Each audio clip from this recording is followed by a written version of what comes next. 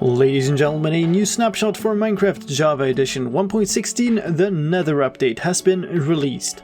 This is 20w18a bringing you some changes to Redstone, a whole bunch of features to the advancement system, and a whole boatload of bug fixes. My name is slicedlime, I'm here to guide you through all the changes in this version. Let's start with the changes to Redstone. The block state, the rendering, and the behavior of a redstone wire are now more connected. That means that if you see a redstone wire connected to a certain side, the redstone, when powered, will provide power to that side. The block state of the redstone has also been updated to correctly record exactly how it is connected. That includes connection straight to the side and upwards. Together with this, the hitbox of the redstone dust has now been updated and depends properly on the state, including going up a neighboring block. This has a number of effects. One is that a single redstone wire, the default state, is now represented as a cross instead of a dot. This better represents how the redstone actually functions, as when it is powered, it will provide power to all sides. A wire that is on top of a block, which is redirected from below, will now power the sides it is redirected to. That means that, for instance, if you have a fence gate above the redirecting wire, then that will now be powered. Wires that redirect upwards to wires on non-conductive blocks such as glass or slabs used to be redirected only visually. Now this redirection also applies to their behavior, so they will power that dust. And a wire that is redirected to go over a block will now always power that block. That is most notable when the wire has a signal strength of 1. All of this stuff enables another change, and that is that target blocks now conduct redstone signals, and as such they now also redirect redstone signals. Let's move on to other gameplay changes. Chain blocks now have a waterlogged state, so you can have waterlogged chains. There were a number of problems when using the top face of blocks placed at the build limit at y equals 255. Those have been fixed in this version. When using a buffet or a super flat world consisting of a nether wastes biome in the overworld, then beds would still explode there. That has been fixed in this version. Nether wines no longer drop multiple copies when mined with fortune. That means you can no longer get free duplication of nether vine items that way. A bug made it possible to get bad omen level 6 in survival mode. That is fixed in this version, and it wasn't necessary to have a globe banner pattern item to get the globe onto a banner. That is also fixed. Mob changes in this version. Zombified piglins no longer spawn on top of netherwart blocks. A bug in pathfinding has been fixed that was most visible in piglins. Adult piglins would spin around while following a player. That has been fixed in this version. Boatload of fixes for striders. They could spawn in stacks of 3 or more striders on top of each other. That has been fixed in this version. They could float or fly, and the offset for a passenger on top of a baby strider was too high. When a strider would ride another strider, then the top strider would never get cold. That is fixed in this version. When riding a strider and dismounting, you would often get placed straight on top of the strider, which often meant that you ended up in lava. Now, if there are solid blocks in front of you, you will end up on those instead. And striders with levitation walking on top of lava never levitated. That is also fixed. Both baby and adult striders could spawn with saddles, and zombified piglins would sometimes spawn riding striders but then despawn, leaving the strider behind. Piglins, hoglins, zoglins, and villagers would all look at their target's feet instead of their eyes. Baby piglins would pick up soul campfires despite being afraid of all soul fire. Baby zoglins would turn into adult zoglins when a world or area was reloaded. And adult hoglins, when zombified into adult zoglins, would deal the same damage as babies. World fixes in this version. The mob spawning system has been updated so that mob spawn rates inside of soul sand valleys and warped forest have been adjusted. That means that you will no longer get as many ghasts and other mobs in soul sand valleys, and you will also not get as many endermen in warped forests. Together with this, some new debug information has been added to the F3 debug screen about mob spawning categories: monsters like zombies, creatures like cows and other passive mobs, ambient like bats, water creatures like squids and fish, and miscellaneous. And note here that these counts only include mobs that contribute to the mob cap, so not persistent mobs. To fit this information, the looking at block information has moved over to the right side, is now labeled targeted block. There's a problem with the cave generator where it wouldn't cut through blackstone, so you'd get some weird looking blackstone blobs floating in mid-air.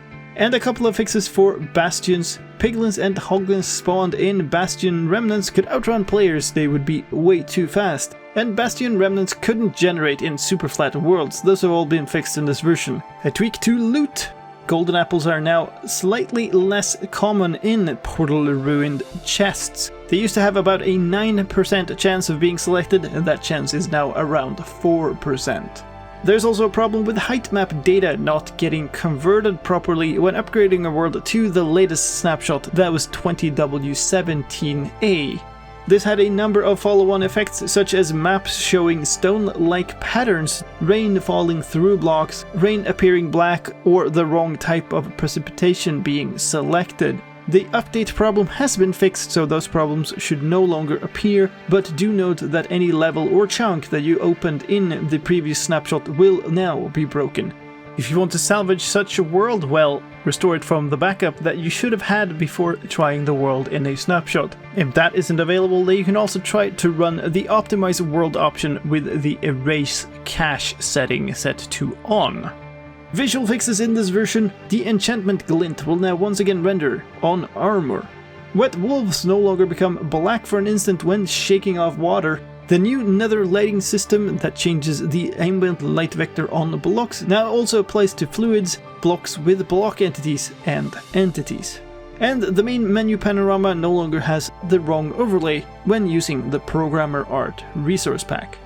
UI fixes in this version. Chat text renders correctly now no longer renders behind the armor bar or behind the debug menu. The title of the game rule screen is now properly rendered, and the play button once again appears in the world selection user interface. A sound fix in this version. Mobs picking up and equipping items now once again play the equipping armor sound. In terms of stability and performance, a number of crash fixes have also been done, some notable ones being a crash when you opened the optimized world screen and a crash when going to the previous page of a writable book. Finally, the entity distance slider now applies to more things at a greater distance.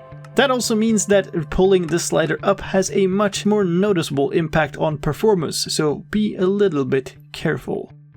A couple of new server options in this version. There's an enable status option that has been added to the server.properties file. If you set this to false, the server will not send status replies to request for clients. That means that you cannot ping the server and get the list of players on the server. In fact, the server will appear completely offline in the multiplayer screen.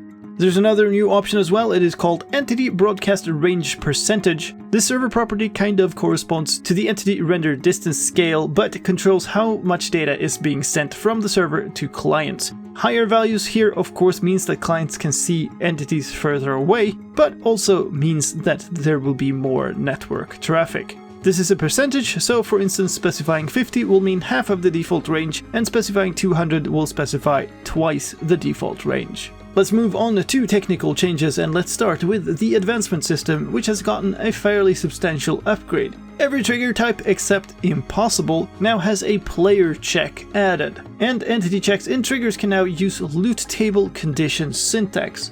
Just like in loot tables, all the conditions in the top level array must be met for the whole condition to trigger, and to access this functionality you must have the top level element be an array in the advancement JSON file. Otherwise, if it is a JSON object, then it will be interpreted as the old style notation. The full list of new extended triggers is the new field player in every single trigger. The bred animals has parent, partner and child. Channeled lightning has victims. Cured zombie villager has zombie and villager. Entity veil has been added to player killed entity, entity killed player, player hurt entity, summoned entity, and tame animal. And target hit has projectile added, and villager trade has villager added. And due to the addition of the new field player, the existing contents of location, slept in bed, hero of the village, and voluntary exile can now be placed in the location field instead of in the top level object. Now, the old syntax is still supported, but is considered deprecated and might disappear in the future. Some fixes to command and data fields. Rendering has been fixed for custom spawners with shulkers in them. The background of the title text, if you use the /title command, will now fade together with the text. And you'll no longer be able to set the max health value to 0 using the attribute command, which would cause an infinite death loop. In addition to this, a large number of small text fixes, as well as some fixes to font rendering following up on the large change in the previous snapshot. And those are all the changes in Minecraft Snapshot 20w18a. Remember, if you want to try this out, that snapshots are untested versions and can crash your game or even corrupt your world. Any world that you upgrade to this version can never be downgraded to a previous version again, and as evident by last week's snapshot, can get messed up forever. So if you want to try this version out, do so on a backup of your world or on a separate test world. If you want to try this version out but you don't know how to, then click on the link on the card on the video right now or in the video description. That'll take you to a video tutorial about how to get and play a Minecraft snapshot. That was all I had for you this time. I hope you found this update video useful, and if you did, please help me out in return, leave a like and share it with your friends. If you want to stay up to date with all the latest Minecraft news, then please subscribe to this channel, where I make update videos about every new snapshot, pre-release or release of Minecraft. And don't forget to hit the bell icon to get notified when new videos are done. My name is slicedlime, thank you for watching, and I'll see you next time.